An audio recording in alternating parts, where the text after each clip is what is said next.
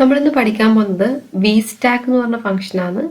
അതായത് 24 V stack എന്ന് പറഞ്ഞ ഫംഗ്ഷൻ സപ്പോർട്ട് ചെയ്യുന്നത്.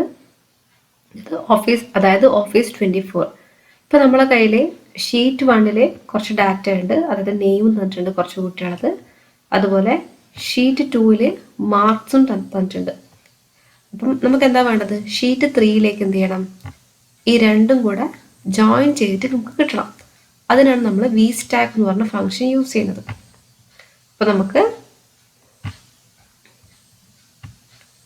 Equal to V stack function use ചെയ്യുക.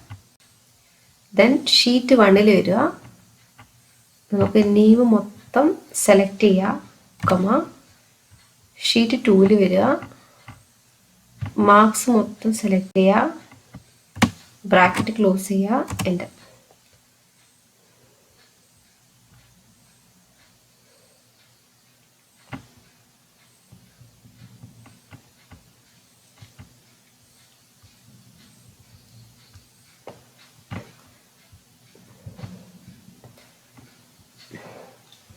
ഇപ്പം നമുക്ക് രണ്ട് ഡാറ്റയും കൂടെ ജോയിൻ ചെയ്തിട്ട് നമുക്ക് ഷീറ്റ് 3 കിട്ടിയിട്ടുണ്ട്. അതായത് ഷീറ്റ് 1 ഷീറ്റ് 2 ഡാറ്റ ജോയിൻ ചെയ്തിട്ട് ഷീറ്റ് 3 വന്നിട്ടുണ്ട്.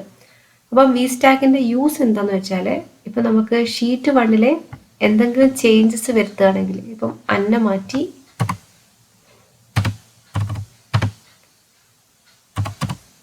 അനന്യയാക്കി, അപ്പം നമുക്ക് ഷീറ്റ് 3 അനന്യയായിട്ട് റിഫ്ലക്റ്റ് ചെയ്യും.